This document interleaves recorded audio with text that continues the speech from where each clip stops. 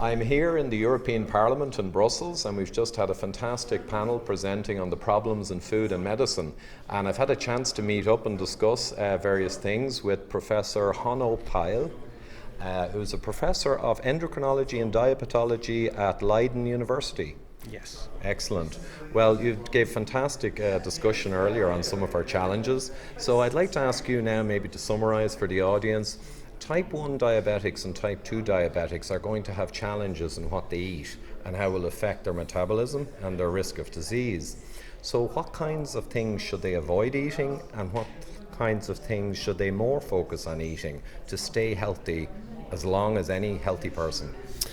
I think the first thing they have to try to avoid as much as possible is sugar and starch, and particularly refined starch. And why is that? Because sugar and starch are the most important sources of glucose in food. So if you reduce sugar and starch, you will need much less insulin, and your blood sugars will drop naturally, basically. So if you don't eat sugar and starch, what should you eat? First thing is eat unprocessed food. Try to eat as much as you can unprocessed food. And why is that? Because in processed food there's lots of sugar. So unprocessed, as variable as possible, and don't be afraid of fat. So if you don't eat carbohydrates, if you don't eat sugar and starch, just eat fat, and don't be afraid that it will hurt you. Okay, very good. So fat in natural, wholesome, nutrient-dense foods, of course, not fat in added oils or anything. No, not fat in added oils. Very important, yes. Yeah. And actually on that point, the processed foods that have caused a lot of our epidemics are also filled with vegetable oils and refined oils. Yes. So maybe a few words on how you feel about those for diabetics or anyone. Well, I think there's lots of indications that these added vegetable oils actually cause inflammation, and inflammation is good for no one. So not for people with diabetes and not for people without. So I think it's an important health issue. These added vegetable oils, and try to. So if you avoid processed food, you will automatically avoid these added vegetable oils, which is good for your health.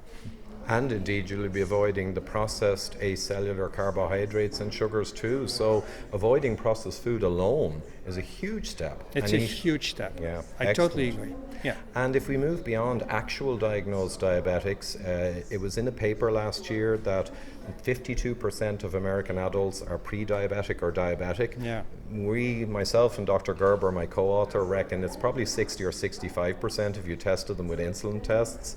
But given that such an amount of people are exposed to this physiology, I guess that these dietary guidelines of a sort we're speaking of really apply to most adults in America. Yes, agreed. And given the level of undiagnosed diabetes out there, and of course the massive driver diabetes has for heart attacks, what test do you think middle-aged people could get that would be a quick check to see their level of heart disease that they may have?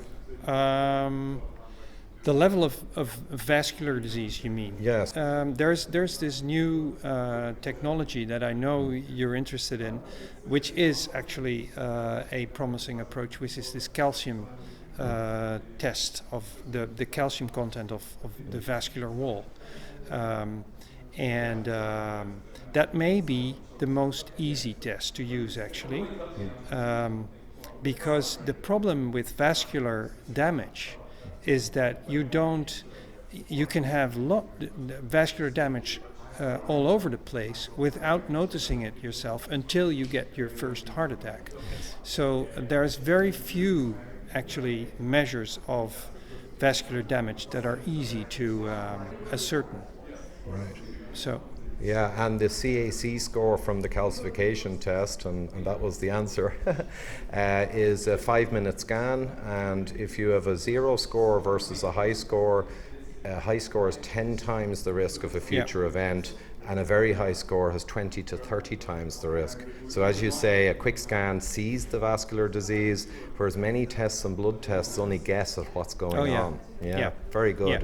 So any last words then, Hanno, for this whole topic of the problem with bad food and what people need to do? Well, I surely hope that people get to realize more how important food is for their health, and that they can that they themselves actually are the most important person who can take care of their health. They should take the lead in maintaining health, and by doing that, they should, certainly take care of their food and eat as we discussed. Yes, evolutionary style eating, I think, is one way of describing it. Well, thank you very much, Hanno. Delighted, and great performance on the panel today. Okay.